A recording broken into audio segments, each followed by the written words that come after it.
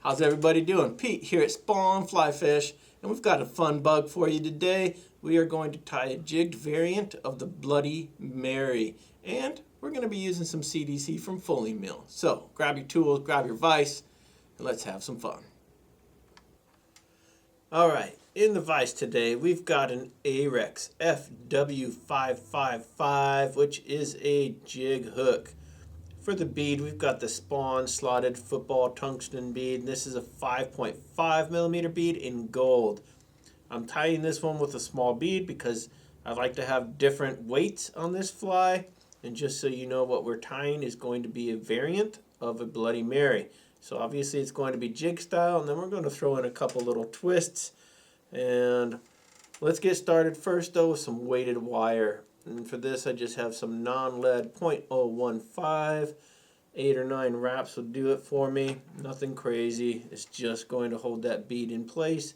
It's not going to add a bunch of weight for us or anything like that. So after I cut, go ahead and round over that cut edge. And then I'll do the same thing in the back with that little piece of wire. I'll rotate so I can see what I'm doing and round over that back edge as well. Like so. Make sure that front one's pushed down. Ready for business. And at this point, since it is a jig oriented hook, I'm just going to make sure that the bulk of that bead is on the outside of my shank so that it keels properly, hook point up. And just push that wire in and we're ready to get going. For the thread, I've got some 6/0 Uni Thread and of course color red. And just so you know, as we get into this, this will be the main body. So technically a thread-bodied fly, if you will, with some bells and whistles.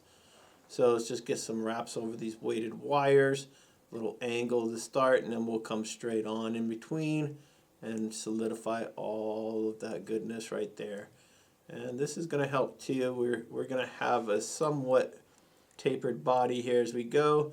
And just so I can mark where I want to stop this, this is going to be where we tie in the tail. So I'm going to give myself a little spot with my thread, and then I'll just kind of create a little bump here of 3, 4, 5 thread wraps, whatever, and it's small, but it's going to be key. Alright, so let's talk about what's going to make this fly a little bit different from other Bloody Marys. First off, we're not tying in biot tails. We are using some of Fulling Mill's amazing CDC, and this happens to be their cinnamon color. And so for the tail, we're going to have more or less a shuck as this bug is getting rid of its exoskeleton and on its way to becoming an adult. So all I want to do for this is line up a bunch of fibers, grasp them in my offhand, and then I'll pull down as I pull up on the quill, and then I've got all these nice fibers that have come off for my tail. I'm just going to give a quick measure and see if these get to be about a body length, and that's pretty good right there. And then I'm just going to replace that grip over that bump that we just put in there, and take your time, get a couple good wraps here. It is CDC, so it can be a little unruly at times. Just take your time, be patient. And because of that bump, you can see it's going to splay out all those fibers.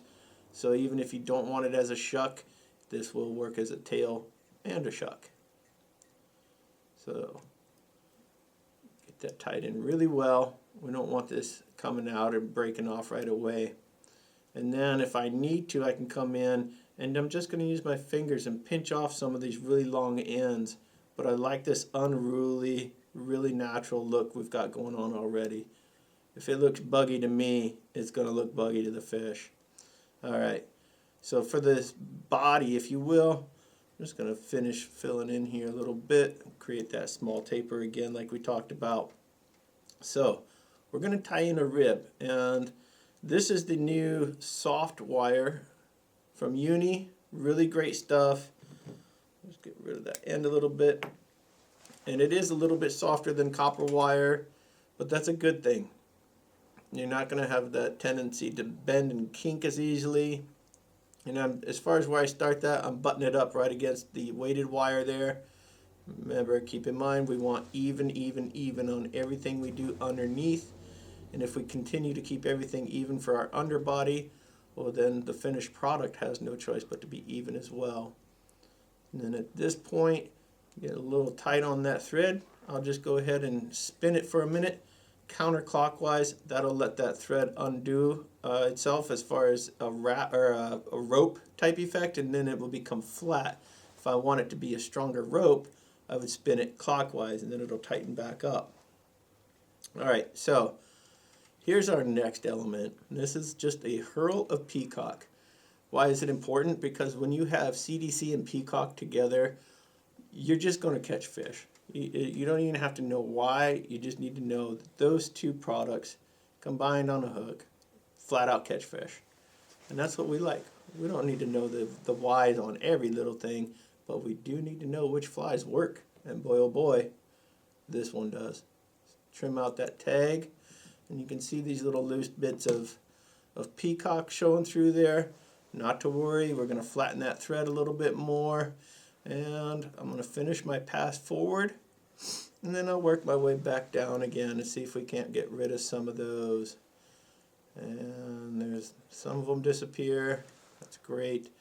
And now, once again, just flatten that thread a little bit and be patient, and we will work our way back up. And now I'm going to really be looking for it. The tough part is this is going to be more visible on your side than it is on mine. So give me a shout if it's getting covered. And if it's not, well, it won't be the end of it. There we go. One more time up, and then I think we'll have pretty good coverage of this red. And it's important that that red does show through. And of course, consider at depth. This red doesn't look red, it looks a brownish red. So it's going to be much more natural than what it looks like to us on dry land. So here we have our peacock. I've tied this in concave side facing the hook shank, which leaves a convex side facing you. And like any other feather, this does have a concave and convex side. And that matters because I want all these fibers going back toward the hook point, not toward the bead. So I'm just going to start wrapping in a palmered style here, evenly spaced wraps. And what you'll see is as those fibers release off that quill, they all should be facing the rear of this hook. And if they are, great. I'll just continue, tie off here at the head, right behind the bead, get it with a couple of thread wraps, and then really solidify that down and trim out our tag end. Like so. Alright, so now comes our actual rib. And for this I want to counter wrap. So since I brought the hackle toward myself, I'll go away from myself with the rib. One thing, I'm going to be shimmying and shaking this wire the whole time I tie it so that it doesn't trap all those fibers that we just got to release off of that Peacock Herl. But it is going to trap some of them. Don't worry, don't stress. If the majority of them can stay untrapped, they're going to still have that little bit of movement. They look like breathing filaments, and fish know what the deal is, and they come right for it. So let's see there. All right, so you still see a stagger of the peacock and the rib, and that's exactly what we're going for. Very natural, very buggy. Let me trim out this wire, and then with my thumbnail, I'll get in and just push that little bit of a nub back, and then when I come through with my thread again, I'm going to get that, and it'll all be tied down. Bingo. Nothing crazy. So just a couple more steps here and this fly is done. I'm going back to the peacock. I'm going to get a couple really nice looking fibers here, maybe 2 or 3. And I'm going to come in about 1 inch or so from the tips and tie it in there. This is going to make a very fishy, very buggy thorax for us. Again, using what works in nature, namely peacock and CDC, you're going to have a pretty successful bug at the end of the day. So we got our thorax tied in and ready to go. And we have yet again another cinnamon CDC feather from Fulling Mill. Difference is this time I've trimmed out the tip, and so what I'm going to do is tie this in with the convex side against the hook shank, which leaves the concave side facing me, or facing up if you will. And that's key, because as we start to wrap this, we want all these fibers to go back toward the hook point again. It's going to make a nice collar that moves very well in the water, but encompasses the body of the fly. That's what we're going for. All right, so nothing crazy so far. Let's just go ahead and spin up our 3 pieces of Peacock Herl and try to make one cute little rope that's just a little tighter than if we didn't wrap it. And nothing to it.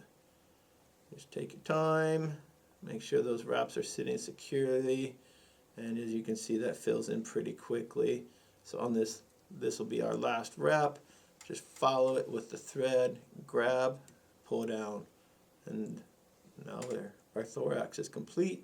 A couple more thread wraps to really make sure it's in there, and trim out those butts like so.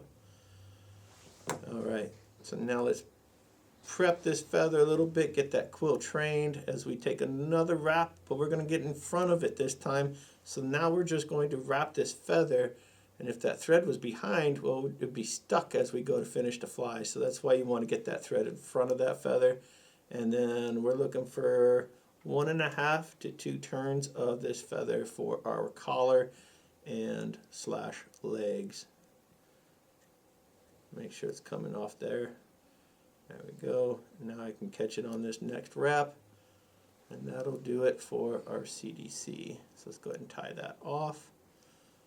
Is it possible to get too much on there? Boy, I don't know.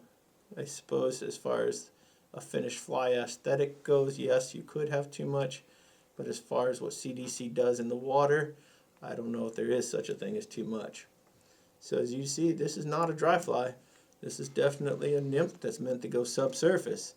But here's where I love CDC. Yes, it makes a great shuttlecock, makes a great dry fly, makes a great secondary wing, all that good stuff.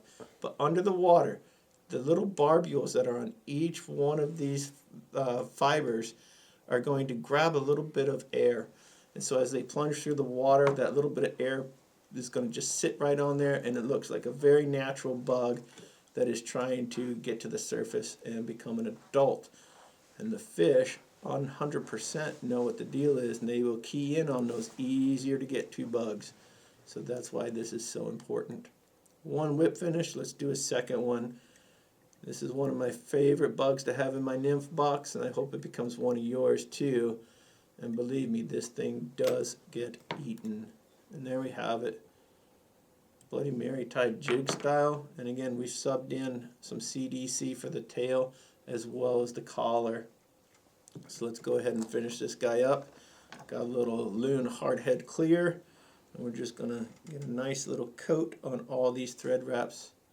And I don't know what time it is in your world, but when this happens, it means it's time to go fishing. So there we go. Nothing crazy. All I'm trying to do is really avoid getting any of this glue into the CDC. That's no good. It'll make you cry a little bit, especially after you've been working on it. Your fly looks nice. Don't ruin it with getting glue in there. Just be patient. Take your time. And there we have it. Pretty nice. Again, if you haven't tried the CDC from Fulling Mill, you're missing out. It's amazing. The colors are great. Very full feathers, very fluffy. It's got all those little barbules that we needed to have. So, hope you guys enjoyed. If you did, please hit like, please hit subscribe, and we will see you on the water.